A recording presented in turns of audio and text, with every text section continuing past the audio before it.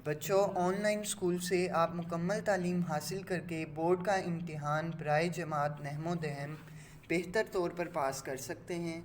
आप अपनी उम्र और तालीम के मुताबिक मज़ीद तालीम हासिल करें। वालदेन से फ़ोन या कंप्यूटर पर हमारी वीडियोज़ के ज़रिए तालीम हासिल करने की दरख्वास्त करें। रोज़ाना 1 से 2 घंटे ऑनलाइन पढ़ाई करें और जब आप स्कूल जाएंगे तो आपको मज़ीद किसी मदद की ज़रूरत नहीं होगी। इस तरह पढ़ाई करके आप अपना वक्त और वालदेन के अखराजात में बचत कर सकते हैं। ऑनलाइन स्कूल की कोई फ़ीस नहीं है। जूम पर भी क्लासेस का फ़ायदा उठा सकेंगे।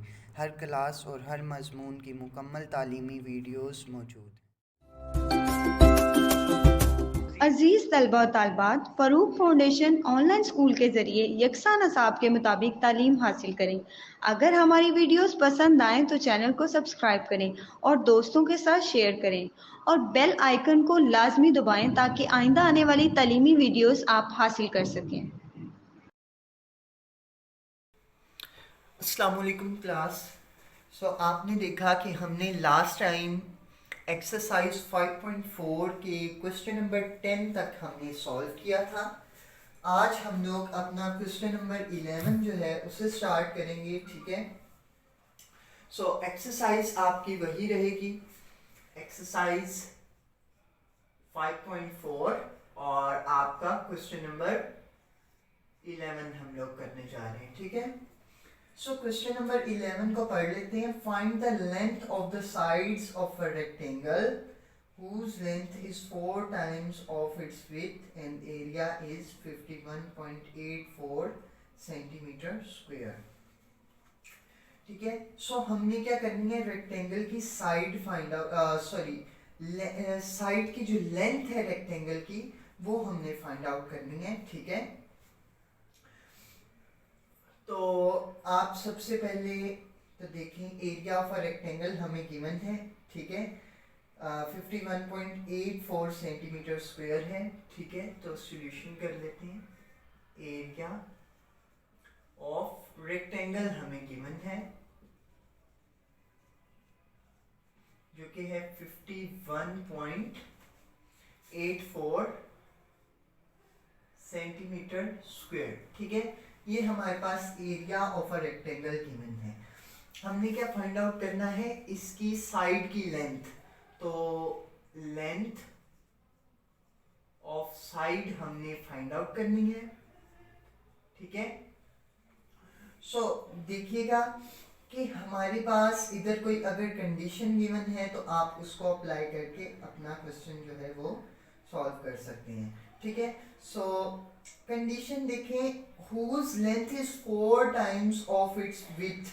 ठीक है, हमारे पास ये कंडीशन दी गई है। स्टेटमेंट को पढ़ें कि हमने क्या फाइंड आउट करना है, the length of the sides of a rectangle. ठीक है, वो तो हमने करना है फाइंड आउट, तो वो मैंने लिख लिया। ठीक है, आगे एक देखें लिखा हुआ है whose length is 4 times of its width, जिसकी लेंथ जो है वो विथ के 4 गुना है। ठीक है, एंड एरिया इज 51.84 सेंटीमीटर, वो भी हमने लिख लिया। कंडीशन वाली बात ये है, whose length is 4 times of its width। ना हमें लेंथ पता है ना हमें विड्थ पता है, तो हम लोग क्या करते हैं, हम सबसे पहले तो आप लिखते हैं according to the given condition, to the given condition.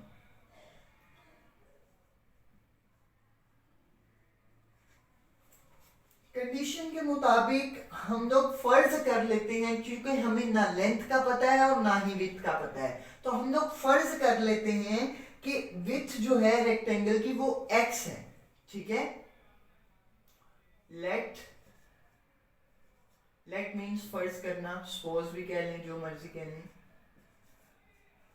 Width of rectangle हम क्या फर्ज कर लेते हैं उसे x। ठीक है, अब देखें कि whose length is 4 times, हमने क्या कहा है, विड्थ क्या है, x फर्ज की हमने। ठीक है, अब स्टेटमेंट के मुताबिक यह whose length is 4 times of its width, तो लेंथ इसकी क्या है, विड्थ के 4 गुना है। ठीक है, तो लेंथ ऑफ रेक्टेंगल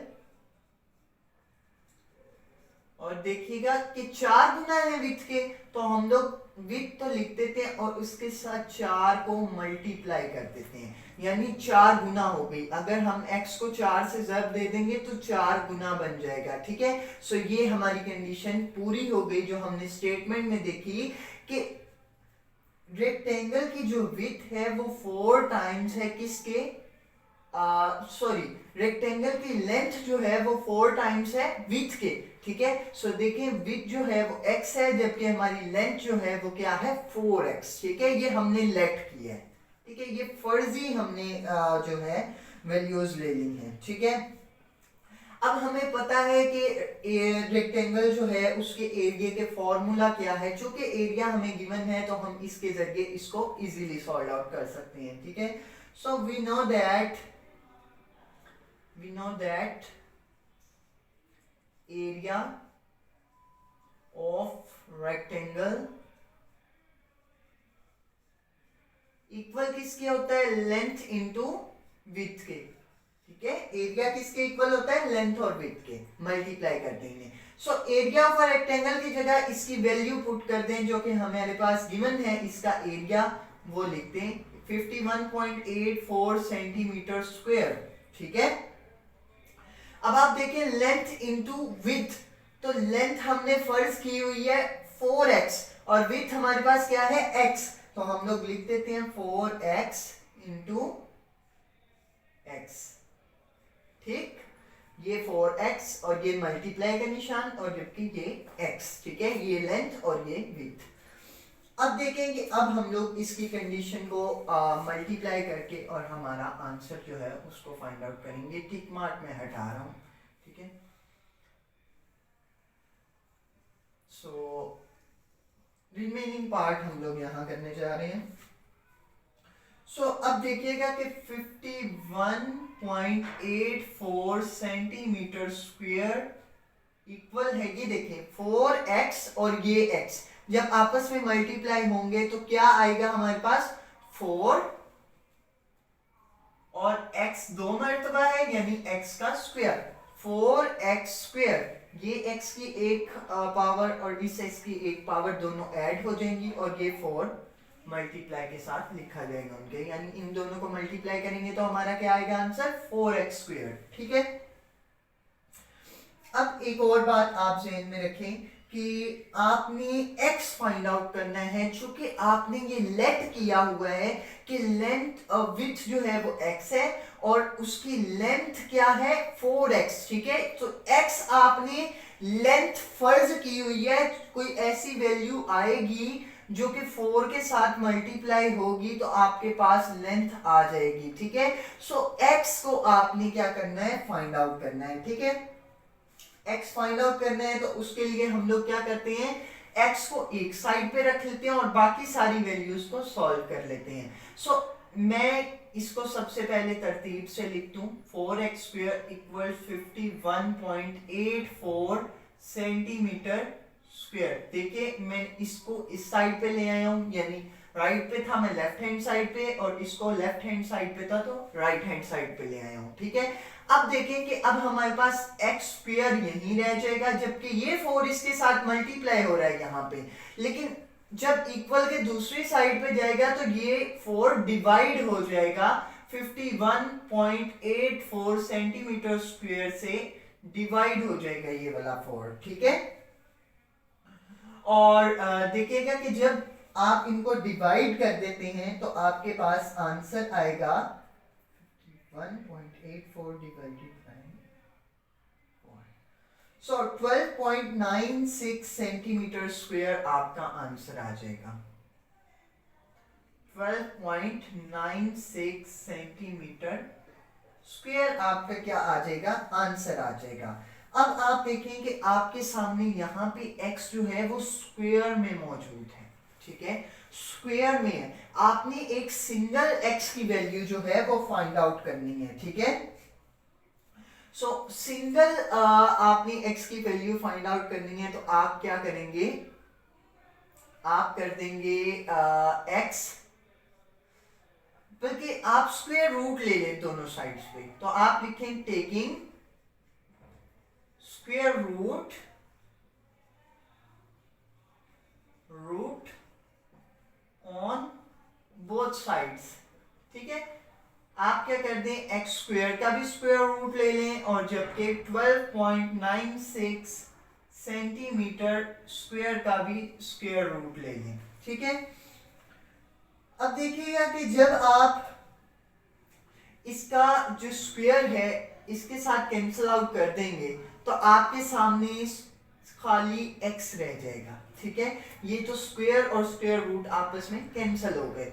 अब देखिएगा कि यहाँ पे क्या है 12.96 और इसके ऊपर स्क्वायर रूट लगा रहने दें, और जबकि ये देखेंगे सेंटीमीटर स्क्वायर है। सो इसको अलग से आप अगर देखें तो इसका भी स्क्वायर खत्म हो जाता है और आपके पास सिर्फ सेंटीमीटर रह जाता है। ठीक है, यानी स्क्वायर स्क्वायर रूट से कैंसिल हो गया। आप देखेंगे स्क्वायर रूट से बाहर आ चुका है। ठीक है, पहले ये अंदर लिखा गया था, अब मैंने बाहर लिखा है क्योंकि हमने इसके स्क्वायर को खत्म कर दिया स्क्वायर रूट के साथ। अब रह गई बाकी बात सिर्फ 12.96 की, ये अभी तक स्क्वायर रूट में है। सो हम लोग इसका सोल्यूशन कर लेते हैं। तो आप कैलकुलेटर में लिखेंगे स्क्वायर रूट 12.96 और जब आपके पास आंसर आएगा तो वो है आपका 3.6 सेंटीमीटर। सो ये देखिएगा कि ये आपका क्या आ गया है, आपके पास x जो है वो फाइंड आउट हो चुका है। ठीक है, सो ये आपका था x, अब हमारे पास x आ चुका है। ठीक है, सो अब हमने क्या फाइंड आउट करना है, क्वेश्चन में देखिएगा, क्वेश्चन में हमने फाइंड आउट करना है length of the side of a rectangle. ठीक है, अब देखें कि एक रेक्टेंगल है आपके सामने, ये शेप होती है रेक्टेंगल की। ठीक है, सो देखिएगा कि लेंथ जो है साइड दोनों, देखिएगा ये दोनों साइड्स है ना रेक्टेंगल की। ठीक है, सो ये दोनों बराबर होती हैं आपस में, अगर ये x है तो ये भी x होगी, और ये भी आपकी जो साइड्स हैं ये दोनों बराबर होंगी, x है तो ये भी x होगी। ठीक है, सो यानी अगर हम लोग सिर्फ एक जो है वैल्यू को फाइंड आउट कर लें तो हमारे पास साइड्स आ जाएंगी रेक्टेंगल की, लेंथ जो आ जाएंगी। अब देखिएगा कि ये है 3.6, ये 3.6, तो आपने लेट किया था x, किसको, विड्थ को लेट किया था। ठीक है, विड्थ आप देखें कि विड्थ आपकी ये हो गई 3.6 की, सो ये भी आपकी विड्थ है 3.6 की। ठीक है, ये आपका वो आंसर आया 3.6। अब देखिए ये सेंटीमीटर है साथ, तो यहाँ पे आप सेंटीमीटर भी लिख देंगे और हमारे पास आंसर भी सेंटीमीटर में आया है। ये x हो गई आपके पास। अब आपके पास रह गई ये दो जो आपकी लेंथ है। ठीक है, ये वाली लेंथ जो आपकी है, एक ये और एक ये वाली लेंथ, ये आपकी दो लेंथ्स रह गई। इनको आपने कंडीशन के मुताबिक जो स्टेटमेंट में था वो लिखा था कि लेंथ क्या है, 4 गुना है किसके, विड्थ के, तो आपने x के साथ 4 को मल्टीप्लाई कर दिया। ठीक है, यानी विड्थ के साथ 4 को ज़रब दे दी तो आपके पास आपने उसको लेंथ एज्यूम किया। ठीक है, सो इसी तरह आप 3.6 को 4 के साथ मल्टीप्लाई करेंगे तो आपके पास लेंथ आ जाएगी। ठीक है, सो मैं यहाँ पे इसको कर देता हूँ, आप इस तरीके से क्वेश्चन करेंगे, ये सारा पहले और फिर जो लाइन ये जो मैंने सेपरेट किया है इसके बाद ये वाले सारे स्टेप्स आप करेंगे। ठीक है, इसी के नीचे अब जो रिमेनिंग है ना वो मैं यहाँ पे करवा रहा हूँ ताकि आपका क्वेश्चन प्रॉपरली आपके सामने हो। ठीक है, इरेज नहीं मैं कुछ भी कर रहा। सो आप क्या कर लेते हैं, आप लेंथ फाइंड आउट करने जा रहे हैं, तो आप क्या करेंगे, टू फाइंड लेंथ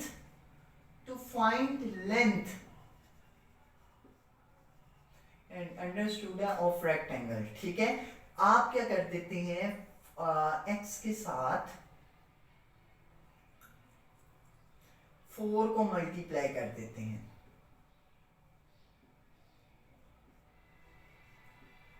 सो आपके पास आंसर क्या आएगा, 3.6 इंटू 4, 14.4 आपके पास आंसर आएगा जो कि होगी आपकी लेंथ। ठीक है, सेंटीमीटर। ठीक, ये आपकी आ गई अब लेंथ। ठीक है, अब आप क्या करेंगे, अब अपने आप को एक तसल्ली देने के लिए, अपना क्वेश्चन देखने के लिए क्या ये मेरा क्वेश्चन ठीक मैंने किया है, इसके लिए आप लेंथ और विथ को आपस में मल्टीप्लाई कर देंगे। सो ये थी विथ और ये है लेंथ, ठीक है। So area of a rectangle भी आपके पास मौजूद है जो कि है 51.84 सेंटीमीटर स्क्वायर। सो जब आप इन दोनों को आपस में मल्टीप्लाई करेंगे इस फॉर्मूला के मुताबिक, जो कि ये आपका एरिया ऑफ रेक्टेंगल किसके इक्वल है, लेंथ इनटू विड्थ के, ठीक है। सो लेंथ की जगह उसकी वैल्यू पुट करें जो कि है 14.4 और विड्थ की जगह उसकी वैल्यू पुट करें 3.6। सो आप देखेंगे कि आपका आंसर जो है वो एग्जैक्ट 51.84 सेंटीमीटर स्क्वायर आएगा। मल्टीप्लाई कर देते हैं इसे 3.6 से। सो 51.84 सेंटीमीटर स्क्वायर आपका आंसर आएगा। वो स्क्वायर इसलिए आएगा क्योंकि ये देखें, ये सेंटीमीटर विड्थ का और ये सेंटीमीटर लेंथ का जब आपस में मल्टीप्लाई होंगे तो सेंटीमीटर स्क्वायर आ जाएगा।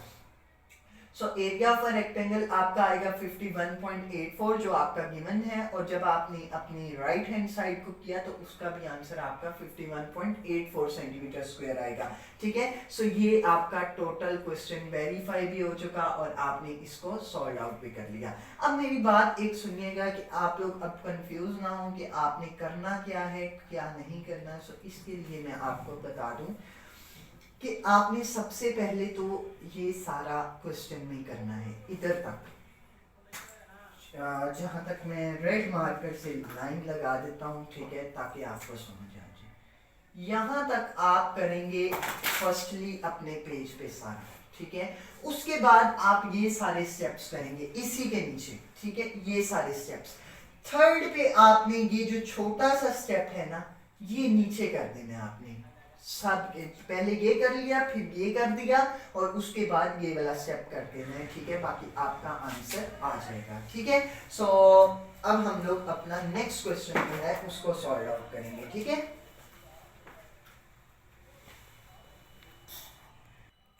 सो नेक्स्ट क्वेश्चन आपके सामने है।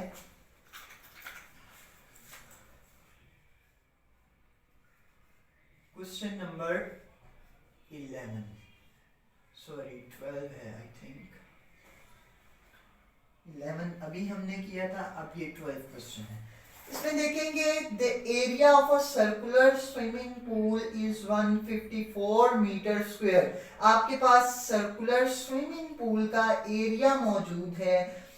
आपने find out the radius of the swimming pool, आपने स्विमिंग पूल का रेडियस फाइंड आउट करना है, ठीक है।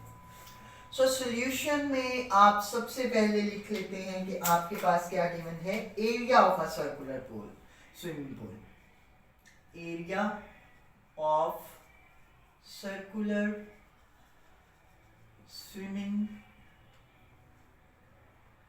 Pool, that is 154 metre square. ये तो आपके पास गिवन है, ठीक है। Find out the radius of the swimming pool. Radius of pool हम फाइंड आउट करेंगे। ये हमने क्या करना है, फाइंड आउट करना है, ठीक है। अब हमें पता है, वी नो दैट, ये तो आपको याद करना पड़ेगा। फॉर्मूला जो होता है एरिया ऑफ सर्कुलर पूल होता है पाई आर स्क्वायर, ठीक है। Area of circular swimming pool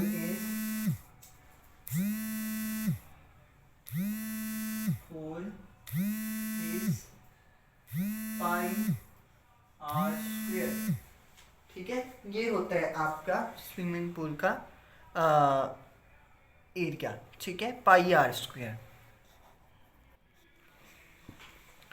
ये इज आप रहने दें, चूंकि इक्वल लगा दिया है तो इज और इक्वल एक ही बात हो जाती है, ठीक है, पाई are square.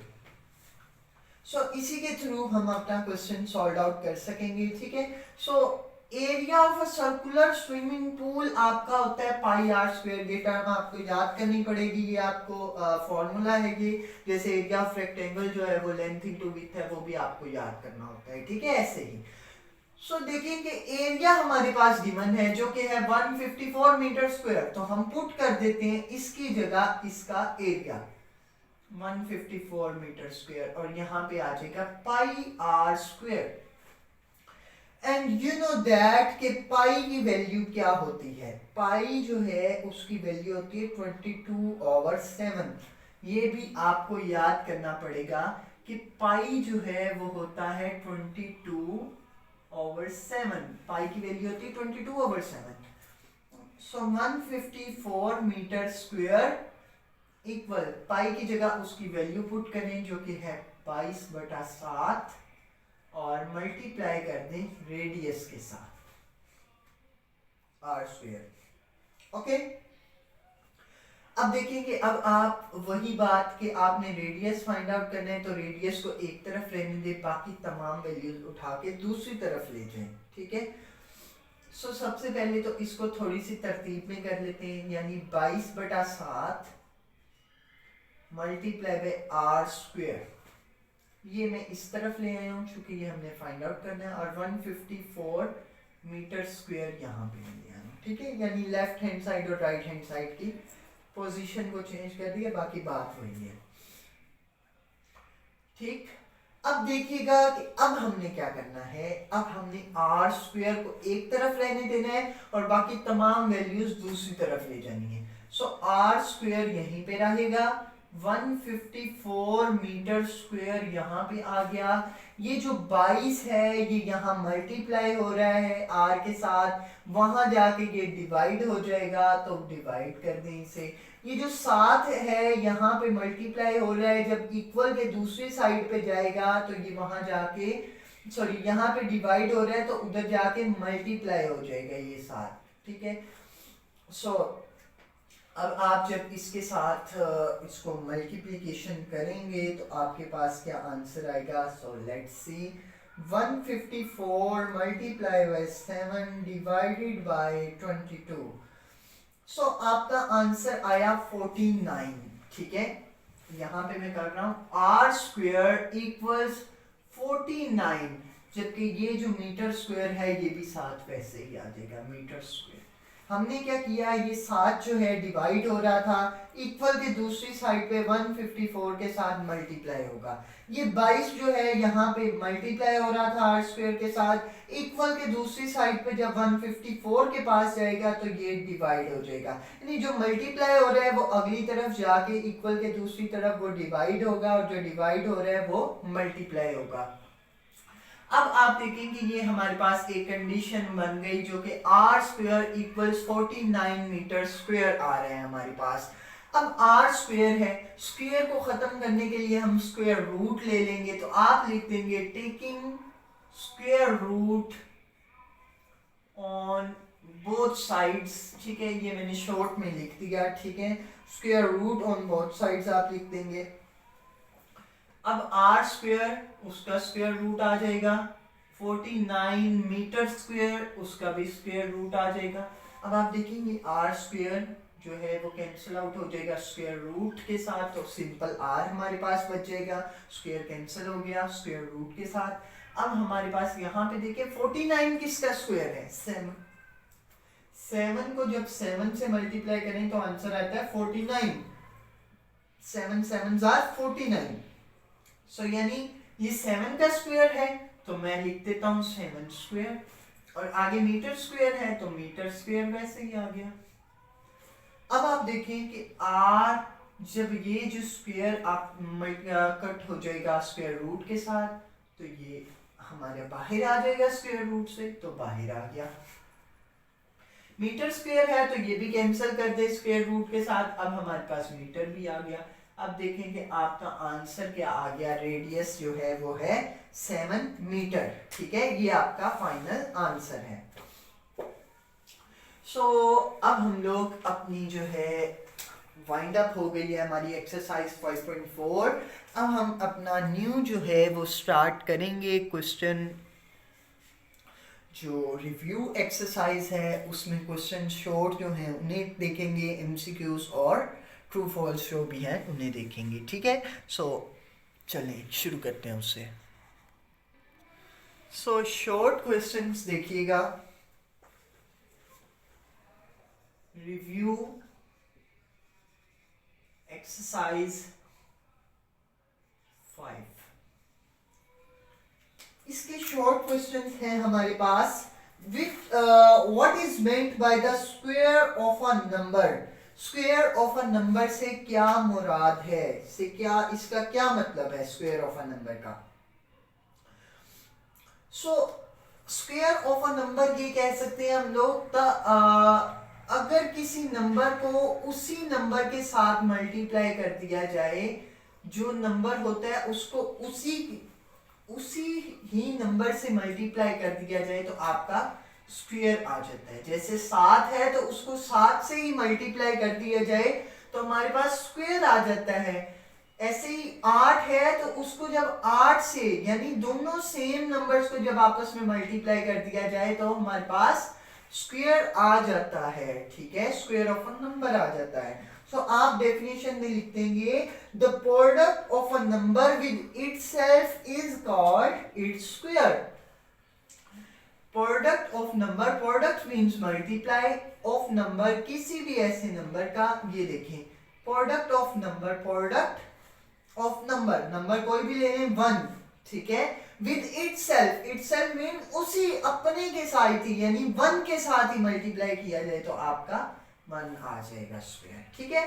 The product of a number with itself is called its square, ठीक है, यानी 2 into 2 that is 4, ठीक है। सो डेफिनेशन में आप लिखेंगे the product of a number with itself is called its square, ठीक है। सो नेक्स्ट देखें, define a perfect square. Perfect square क्या होता है, ये तो हो गया स्क्वायर, ठीक है। अब हमने डिफाइन करना है परफेक्ट स्क्वायर का। A natural number is called a perfect square। सबसे पहले डेफिनेशन आप लिख लें, a natural number is called a perfect square if it is square of any natural number। Perfect square क्या होता है, यानी एक नेचुरल नंबर, देखिए 1 2 3 4 5 6 जितने भी नेचुरल नंबर्स का सेट आपके सामने लिखा जाए तो 1 2 3 4 एंड सो ऑन, जहां तक ये चलती जा रही है काउंटिंग, ये आपका नेचुरल नंबर्स होते हैं, ठीक है। सो वो कहते हैं कि कोई भी ऐसा नेचुरल नंबर, ठीक है, परफेक्ट स्क्वायर होगा। जैसे कि आप देखें कि यहाँ पे ये 4 है, इसको मैं ले लेता हूं, ये एक नेचुरल नंबर है। ये परफेक्ट स्क्वायर कब होगा, जब इसका जो है ये किसी नेचुरल नंबर जो है, कोई और नेचुरल नंबर उसका स्क्वायर हो। यानी इस 4 को देखा जाए तो ये 2 नेचुरल नंबर है, जब 2 का स्क्वायर लिया जाता है तो 4 आता है। यही बात वो करना चाह रहे हैं कि परफेक्ट स्क्वायर वो कहलाता है एक ऐसा नेचुरल नंबर होता है जो कि किसी और एक नेचुरल नंबर का स्क्वायर बन रहा हो, उसे हम परफेक्ट स्क्वायर कहेंगे। जैसे कि 4 है, ये एक परफेक्ट स्क्वायर है, क्यों है, क्योंकि ये एक अदर नेचुरल नंबर का स्क्वायर किया जाए तो हमारे पास एक जो है वो नेचुरल नंबर न्यू बनता है, जिसको हम लोग परफेक्ट स्क्वायर का नाम दे देते हैं। जैसे 2 को अगर 2 से मल्टीप्लाई करें तो 4 आएगा, तो 4 इज अ परफेक्ट स्क्वायर, ठीक है। ऐसे ही 8 को 8 से मल्टीप्लाई करें तो हमारे पास 64 आएगा, तो 64 is a perfect square of 8। 4 is a perfect square of 2। So यही उसने बात इंग्लिश में आपके सामने एक स्टेटमेंट में कर दी कि a natural number is called a perfect square if it is a square of any natural number, ठीक है। ए परफेक्ट स्क्वायर तब होगा एक नेचुरल नंबर कि अगर वो किसी और नेचुरल नंबर का परफेक्ट जो है वो स्क्वायर हो, ठीक है, तो ही एक जो आपका नेचुरल नंबर है वो परफेक्ट स्क्वायर कहलाएगा, ठीक है। सो देखिए अगला क्वेश्चन आपके सामने है, which smallest number can be subtracted from 50 to get a perfect square. ठीक है, 50 आप डिवीजन मेथड करेंगे और देखेंगे कि कौन सा ऐसा स्मॉलेस्ट नंबर है जिसको अगर हम लोग 50 से माइनस कर दें तो आपके पास एक परफेक्ट स्क्वायर आएगा। सो आप लोगों को पता है कि हम लोग राइट से लेफ्ट की तरफ पेयर्स बनाते हैं, तो यहाँ पे एक ही पेयर मौजूद है तो हमने पेयरिंग की तो एक पेयर निकला। अब इसके पेयर का हम लोग पहले पेयर का हम लोग फिर नेक्स्ट स्टेप होता था कोई ऐसा मल्टीपल ढूंढते थे, यानी कोई परफेक्ट स्क्वायर ढूंढते थे। तो 7 जो है वो इसके करीब तरीन एक स्क्वायर जाता है। सो मैं 7 को जब 7 से मल्टीप्लाई करता हूँ तो हमारे पास 49 आंसर आता है और रिमेनिंग हमारे पास 1 बचता है। ठीक है, सो ये जो 1 है अब मजीद किसी के साथ, क्योंकि हम लोग क्वेश्चन को डबल करके नेक्स्ट लिखते हैं तो वो 14 आ जाता है। सो ये थोड़ा सा पॉइंट्स की तरफ चल जाएगा तो वो हम काम नहीं करेंगे। सो नंबर हमारे पास जो रिमेनिंग बचा वही ऐसा नंबर आया है जो कि अगर 50 में से माइनस कर दिया जाए तो हमारे पास एक परफेक्ट स्क्वायर बनता है। देखिएगा कि 50 में से अगर एक को माइनस कर दिया जाए स्टेटमेंट के मुताबिक तो हमारे पास 49 आता है। तो 49 एक परफेक्ट स्क्वायर है किसका, 7 का। So that is the answer to your question. So आप लिख देंगे इसकी स्टेटमेंट की शक्ल में एक लाइन लिखेंगे, आंसर आप लिखें 1 1 1 ONE 1 और ब्रैकेट में आप 1 लिख दें। ठीक है, 1 can be subtracted from 50 to get a perfect square. ठीक है, ये आप लिख देंगे और आपका आंसर हो गया। नेक्स्ट देखिएगा, fourth one, name the two methods for finding the square root of large natural number. एक बड़े नेचुरल नंबर का स्क्वायर रूट फाइंड आउट करने के लिए आप जो दो मेथड्स हैं उनका इस्तेमाल करते हैं। जो आप दो मेथड्स अप्लाई करते हैं या जो दो मेथड्स हैं उनके नाम आपने बताने हैं वो क्या हैं। सो हम लोगों ने इन दो मेथड्स के जरिए किया भी। एक तो ये था जो हम डिवीजन मेथड के जरिए स्क्वायर रूट फाइंड आउट करते थे और एक हम लोग प्राइम फैक्टराइजेशन के जरिए फाइंड आउट करते थे। सो पहले हमने प्राइम फैक्टराइजेशन के जरिए देखा था, तो प्राइम फैक्टराइजेशन आप लिखेंगे और एक हमने देखा था डिवीजन मेथड के जरिए मेथड। सो ये दो मेथड से जिनके जरिए हमने इसको करना सीखा था। ठीक है, सो हमारे शॉर्ट क्वेश्चंस हो चुके हैं और बाकी हम लोग इंशाल्लाह अपनी नेक्स्ट वीडियो में कंटिन्यू करेंगे इसको। ठीक है, सो अगर कोई मिस्टेक हो जाए तो काइंडली उसे करेक्ट कर लें, क्योंकि परफेक्ट सिर्फ अल्लाह ताला की ज़ात है या आप सल्लल्लाहु अलैहि वसल्लम जो हमारे रोल मॉडल हैं। सो टेक केयर एंड अल्लाह हाफिज़। मिलते हैं इंशाल्लाह नेक्स्ट वीडियो में।